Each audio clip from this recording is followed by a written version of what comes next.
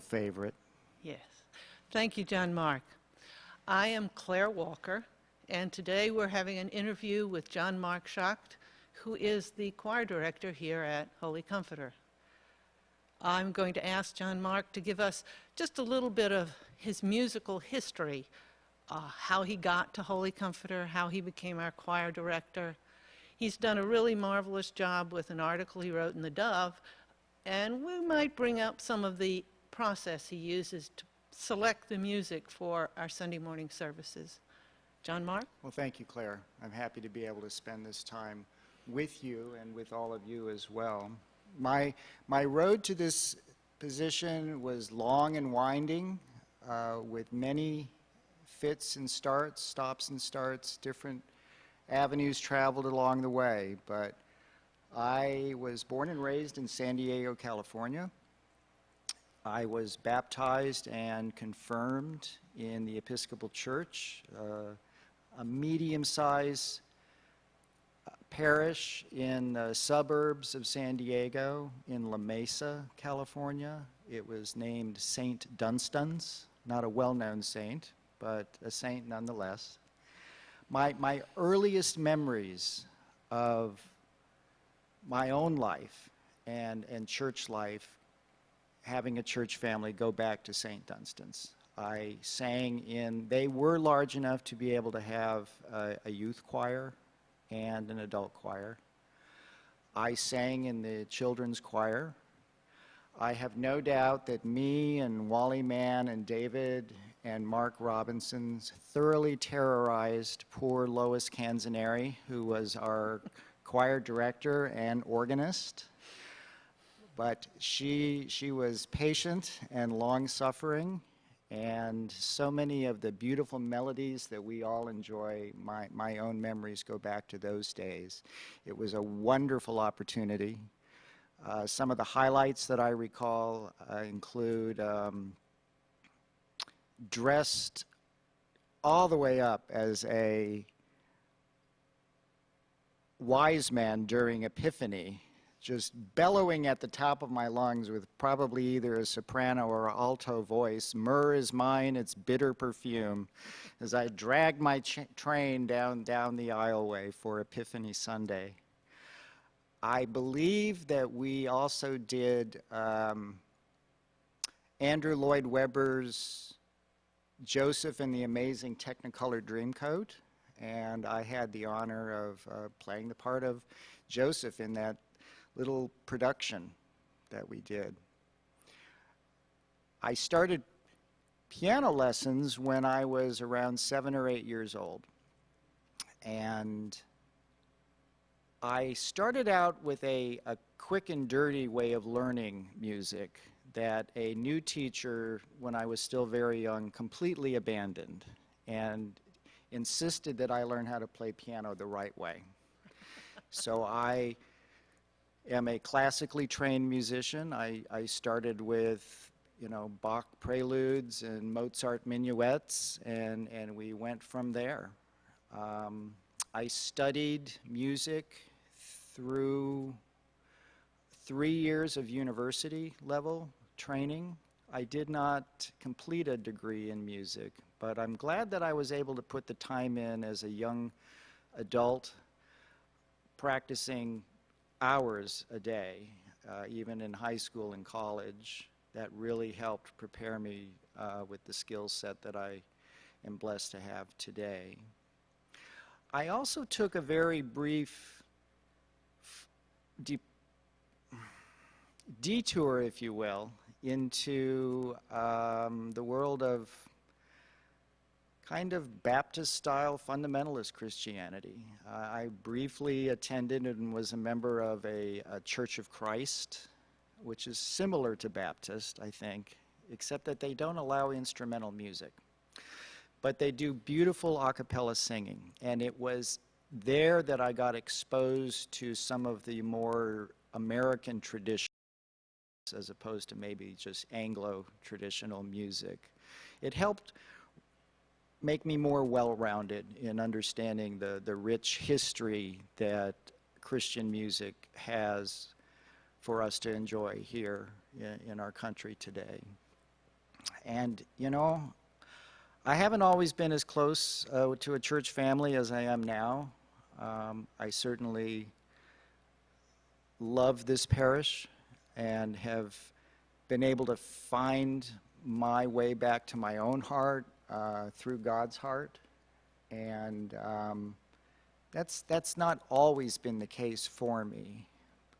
And so if you had asked me even 10 or 20 years ago, or said to me, you know, you're going to be a music director at a church in the future, I would have looked at you and I said, you're crazy.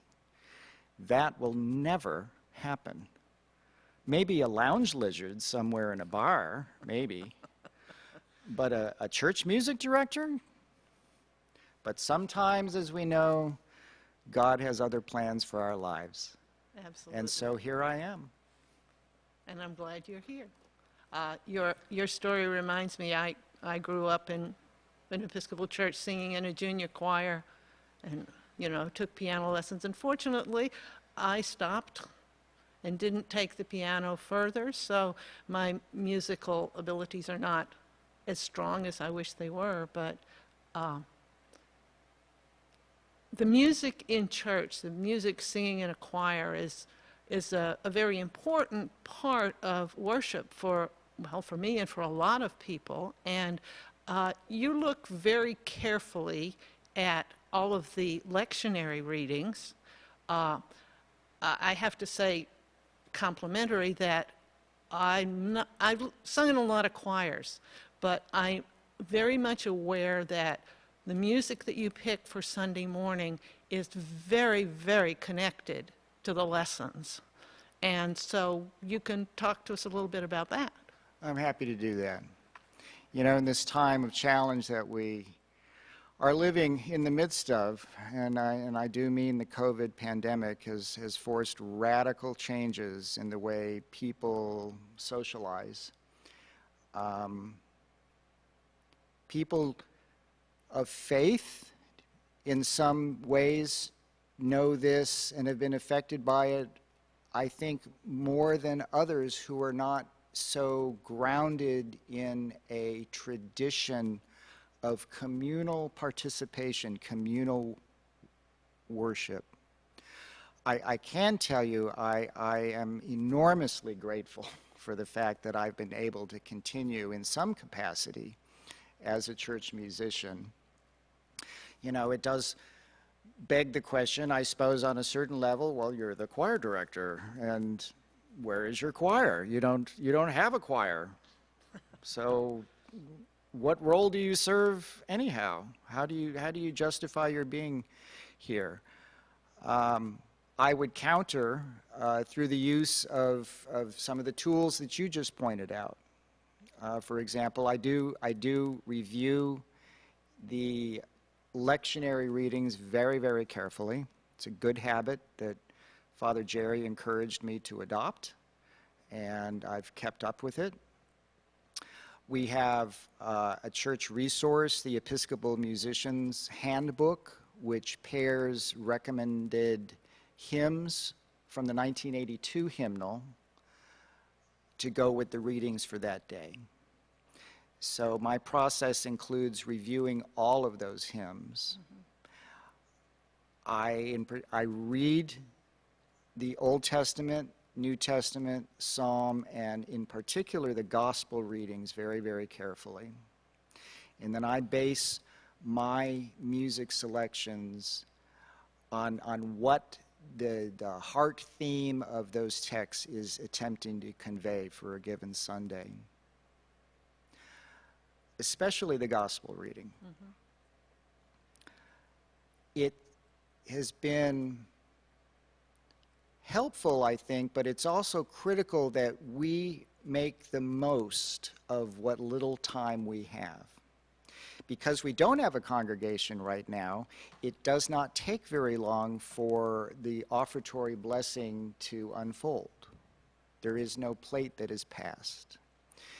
It does not take very long for Father to celebrate Eucharist, unfortunately, because we have so few people in the sanctuary at this time that providing communion to everyone is a relatively short activity.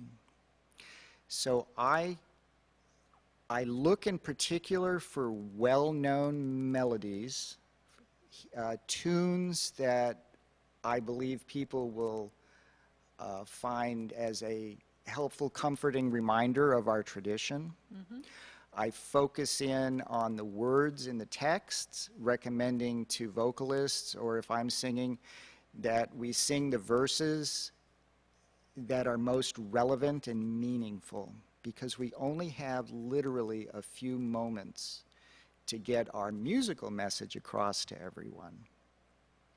Father has learned that people tend to log off the service after communion is done. Now, to be fair, the meat of the service has been delivered by that point. We have received the readings. We have heard the message expounded upon during the sermon. We have celebrated Eucharist, and things are wrapping up. But in an attempt to keep people from logging off, after that time, we've now included adding some additional vocalists, like our wonderfully talented Eric Bro, who has a lovely singing voice and is doing a very, very good job of helping to carry those vocal soloists forward. So I hope that what we're doing is meaningful to all of you out there. I hope that you're able to download the bulletins, and frequently the hymns are contained in there. I encourage you to sing along as you're able. I encourage you to read the texts of those hymns also, because they're meant to accompany the readings that we have today. So something that I just thought of, it's called an earworm in musical circles. Do you ever look for those hymns that will stick with people through the rest of the week? I mean, do you consciously ever notice that? I hope so. I certainly hope so. Occasionally, Father Jerry and he once shared that term with me as well. He is a big fan of having that earworm digging its way into somebody's heart and soul, especially as they're getting ready to leave church. But it's my hope that with familiar melodies that they will become a memorable earworm to Take with you throughout the rest of the week. Yeah.